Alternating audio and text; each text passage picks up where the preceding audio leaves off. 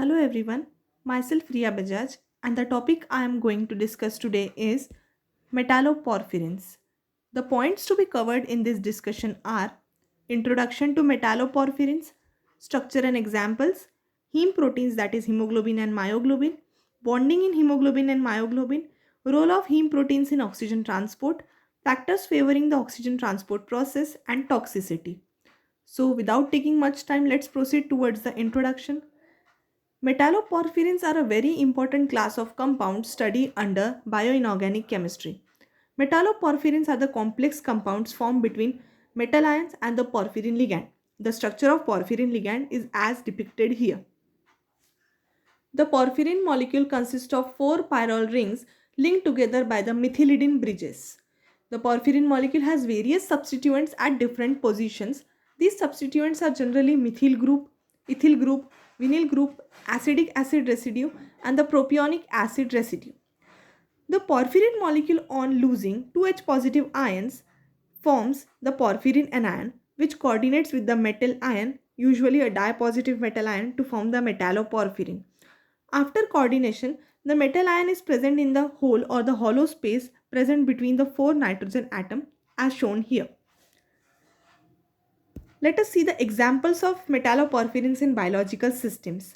The first one, chlorophyll, which is present in green plants, which is an important pigment responsible for photosynthesis, is a magnesium porphyrin complex. Second one, the heme group present in the heme proteins like myoglobin and hemoglobin is an iron porphyrin complex. Let us see heme proteins, hemoglobin and myoglobin in detail. Hemoglobin and myoglobin are the heme proteins characterized by presence of heme group. Now what is this heme group? So heme group consists of Fe2 plus ion coordinated with the porphyrin ligand. The structure of heme group is shown in this diagram. Both myoglobin and hemoglobin contain the non-protein part, that is heme group, and the protein part, that is globin, which is a globular protein. Let us see what kind of bonding is present in hemoglobin and myoglobin. In heme group, iron is present in the Fe2 plus state, that is second oxidation state, and its coordination number is 6. Now, as we have discussed earlier, the four coordination positions are occupied by the four nitrogen atoms of the porphyrin ligand. The fifth coordination position is attached to the histidine residue, which further leads to the globular protein part. And the sixth position is used for coordination of oxygen molecule in the oxyhemoglobin. The structure of hemoglobin and myoglobin is as shown here. The heme group is present surrounded by the globular protein part. The beta 1, beta 2 and the alpha 1, alpha 2 represent the globular protein chain part. The structural comparison between myoglobin and hemoglobin. So, myoglobin is present in muscle tissues whereas hemoglobin is present in RBCs. The molecular weight of myoglobin is nearly 17,000 and that of hemoglobin is 64,500, which is 4 times as much as myoglobin. The third most important comparison is that myoglobin is hydrophobic and hemoglobin is hydrophilic. Myoglobin consists of a protein chain folded around the heme group in such a way that the entire structure becomes hydrophobic and that prevents the entry of water up to heme group. Lastly, hemoglobin consists of 4 units of myoglobin. Therefore, it is also known as tetramer of myoglobin. Now, let us see the role of heme proteins in oxygen transport process. The process of oxygen transport is diagrammatically represented here. Hemoglobin is used to transport oxygen from its source, that is lungs, gills or skin, to the muscle cell. In lungs, during inhalation, the myoglobin binds oxygen molecule to its iron atom and is converted into oxyhemoglobin represented by HbO2. The oxyhemoglobin then comes to the muscle tissue and transfers oxygen to myoglobin to form MbO2, that is oxygenated myoglobin. Myoglobin stores this oxygen for further metabolic activities. The deoxygenated hemoglobin then binds CO2 in the muscle cell and brings it to the lungs in the form of bicarbonate ions, and here CO2 is given out during exhalation. Thus, myoglobin and hemoglobin perform following functions.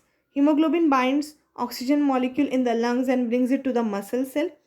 In myoglobin then takes up oxygen from oxyhemoglobin and stores it for metabolic activities. And finally, hemoglobin binds CO2 in the muscle cell and brings it to the lungs in the form of bicarbonate ions, and here CO2 is released. So in this way, hemoglobin and myoglobin play such an important role in the oxygen transport process. So let us move towards the factors favoring oxygen transport process. The first one, that is pressure of oxygen. Oxygenation of hemoglobin is always favored at high pressure of oxygen, while oxygenation of myoglobin is favored at low pressure of oxygen.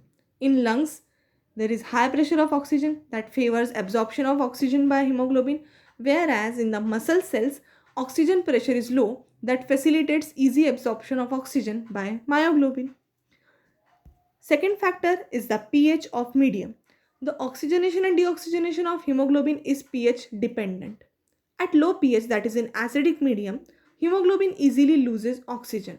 In muscle cell, the pH is low due to high concentration of CO2 that favors easy release of oxygen from hemoglobin to myoglobin.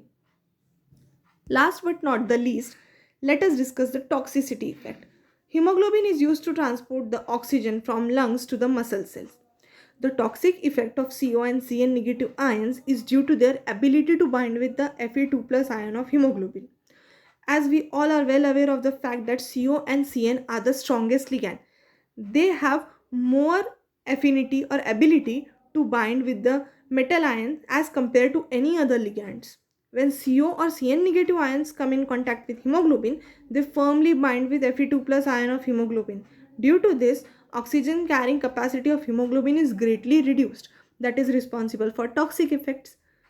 Although attachment of CO to Fe is reversible, but that of Cn negative is irreversible, and this is the reason why cyanide is more toxic as compared to CO. And so this brings us to the end of this discussion. Thanks for watching.